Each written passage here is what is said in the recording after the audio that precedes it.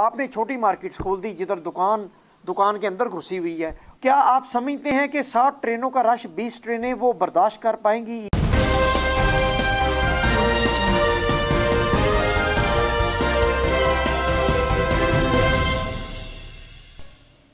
अस्सलाम वालेकुम। आजकल सबसे बड़ा जो इशू है वो लॉकडाउन ख़त्म होने के बाद जो सूरत हाल है पाकिस्तानी बाज़ारों में, आवाम की जो सूरत हाल है, बच्चे बूढ़े सारे बाज़ारों में नज़र आ रहे हैं। तो मुझे आवाम पर कोई अफसोस और दुख नहीं है, मुझे उन पॉलिसी मेकर्स पर, उन प्लानिंग करने वालों पर इंतहाई दुख और तकलीफ़ है जो यूरोप की तकलीद कर रहे हैं और अपने मुल्क की डेमोग्राफी को देखते हुए फ़ैसले नहीं कर रहे। अब अगर यूरोप में, अमेरिका में लॉकडाउन के ख़ात्मे के बाद उन्होंने कोई SOPs दी हैं और उन SOPs में उन्होंने सोशल डिस्टेंसिंग को आवाम को शऊर उजागर करने के लिए कैंपेन चलाई है और आवाम जो है वो पढ़ी लिखी है, वो उस कैंपेन को फॉलो करती है।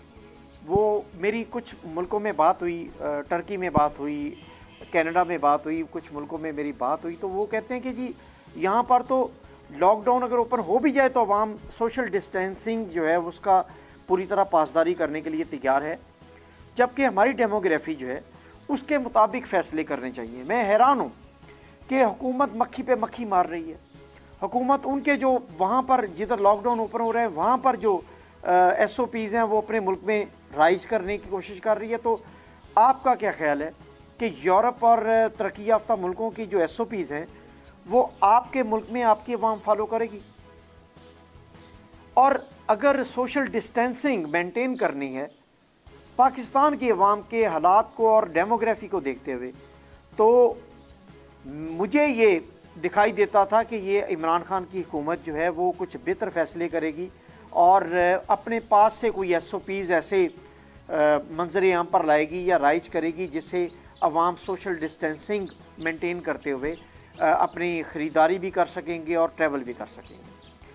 अब हो क्या रहा है? हो ये रहा है कि बैंक का अगर 4 घंटे का टाइम आपने ओपन किया बैंक को, और जो बैंक 8-9 घंटे ओपन होता था वो 4 घंटे जब ओपन होगा, तो अगर 10,000 अफराद एक बैंक को विज़िट कर रहे हैं 8 घंटे में या 9 घंटे में, तो वो 4 घंटे में विज़िट करेंगे, तो सारा मामला ख़त्म हो जाएगा। आपकी जो क्राउड है वो बिल्ड होगा बैंक के बाहर भी और अंदर भी। इसी तरह आपने छोटे दुकानदार खोले, शॉपिंग मॉल्स नहीं खोले। शॉपिंग मॉल्स जो हैं वो बहुत बड़ा एक एरिया है जिसमें बहुत ज़्यादा तादाद में अफराद को संभाला जा सकता है और उनके एंट्रेंस के और एग्ज़िट के गेट हैं, उनको आप कंट्रोल कर सकते हैं। वहाँ पर आप टेम्परेचर चेक कर सकते हैं, सैनिटाइज़ कर सकते हैं लोगों के हाथों को और सैनिटाइज़र गेट लगा सकते हैं। तो आपने वो तो जगह खोली नहीं जिधर वहाँ इन चीज़ों को कंट्रोल किया जा सकता था, क्राउड को डिस्टेंस पर रखा जा सकता था। आपने छोटी मार्केट्स खोल दी जिधर दुकान के अंदर घुसी हुई है और अफराद के अंदर घुसे हुए। तो इस तरह किस तरह आप मैनेज करेंगे कोरोना वायरस की ये SOP? मैं कहता हूँ कि ये आपको ये चाहिए था कि आपको पूरे 7 दिन मार्केट्स इंक्लूडिंग शॉपिंग मॉल्स आपको 24 घंटे के लिए खोल देने चाहिए थे। और उससे फ़र्क ये पड़ता कि अगर फ़र्ज़ करें एक दुकान पर 2000 अफराद ने एक दिन में विज़िट करना है, वो दुकान 5 बजे तक खुली है, तो वो 2000 अफराद उन्हीं चंद घंटों में विज़िट करेंगे और रश होगा।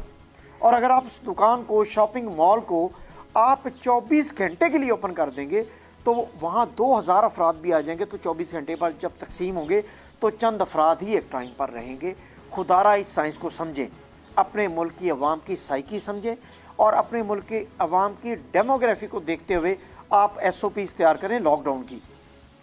और अगर आप तमाम शॉपिंग मॉल्स, तमाम शॉप्स उन्हें ओपन कर देते हैं कि आप 24 घंटे खोलें, तो यकीनन जो रोज़ादार हैं वो लेट नाइट में जाएंगे, वो इशा की नमाज़ के बाद जाएंगे या सहरी के पहले जाएंगे, जब आम अफराद वहाँ मार्केटों में मौजूद नहीं होंगे, जो बेरोज़ेदार होते हैं, जो घूमने फिरने जाते हैं।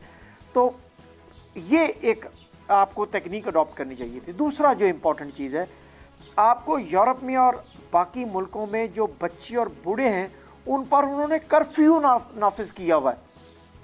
आप बूढ़ों और बच्चों पर कर्फ्यू नाफिज कर दें बाकी रोज़मर्रा ज़िंदगी के मामूलात आप ओपन कर दें और बूढ़े और बच्चे नजर आएँ तो भारी जुर्माने और उन्हें भारी सज़ाएँ दी जाएँ। ये तरीक़ाकार है इन लोगों को घर में रखने का, बच्चों को और बूढ़ों को। अब बाकी जो यंग हैं उन्हें आप ओपन करें और 24 घंटे के लिए ओपन करें।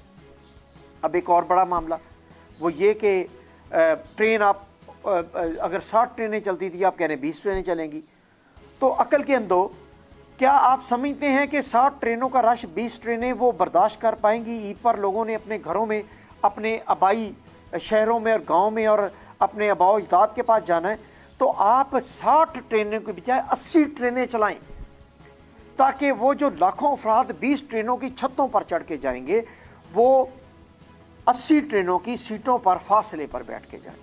और इसी तरह बसेस हैं, बसेस को आप 24 घंटे के लिए ओपन कर दें।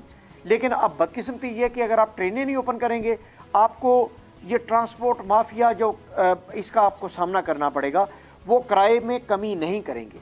उन्हें पता है कि ट्रेनों के ज़रिए आमदोरफ्त बंद है और बसों पर इन्हिसार होगा गरीब आवाम का, तो वो किसी सूरत में किराए कम नहीं करेंगे, आपको ब्लैकमेल करेंगे, हुकूमत और मशीनरी को ब्लैकमेल करेंगे, जो कि हो रहा है। वो कहेंगे, अब हैरत की बात ये है कि अगर 2 रुपये पेट्रोल डीजल महंगा होता है तो ये सैकड़ों रुपीस किराए महंगे कर देते हैं। अब 40-40, 45-45 रुपये सस्ता हुआ है तो इनको मौत पड़ रही है। इनको किराए कम करने में ये फिर माफियाज की तरह ब्लैकमेलिंग पर उतर आए हैं। और जब तक ट्रेनें आप 20 की बजाय 80 नहीं चलाएंगे, ये माफिया भी कंट्रोल नहीं हुआ। इनकी कमर तोड़ें। ट्रेनें अगर आपने 60 चलानी थी, आप 200 ट्रेनें चला दें मुल्क में, और लोकल ट्रेनें भी आप चला दें। लोगों की आमदोरफ्त का बड़ा ज़रिया वो है। 100 बसों जितनी एक ट्रेन जो है वो मुसाफरों को लेके गामजन हो जाती मंजिल की तरफ। तो खुदा के लिए SOPs अपने हालात देखते हुए बनाएं और अपने तरीके से बनाएं, और इन बस ट्रांसपोर्ट माफिया से बिल्कुल ब्लैकमेल ना हो, और आप ट्रेनों की ज़्यादा मिकदार और तादाद बढ़ाएं और उनकी ज़्यादा फ्रीक्वेंसी कर दें लोगों को आमदोरफ्त के लिए। और इनको कहें कि जब तक ये किराए कम नहीं करेंगे और SOPs को फॉलो नहीं करेंगे, ट्रांसपोर्ट नहीं ऑन होगी। ये देखें आप, 2 दिन में इनकी चीखें निकल जाएंगी। ईद का सीज़न है, इन्होंने चलानी ही चलानी है। इन्होंने अपने नुकसान नहीं बल्कि मुनाफे में चलानी है। कभी ये माफिया नुकसान नहीं लेता, मुनाफा लेता है, लेकिन ये मुनाफा बहुत ज़्यादा मिकदार में लेना चाह रहा है। और इसको अगर कंट्रोल करना है तो हुकूमत कंट्रोल कर सकती है। बहुत शुक्रिया।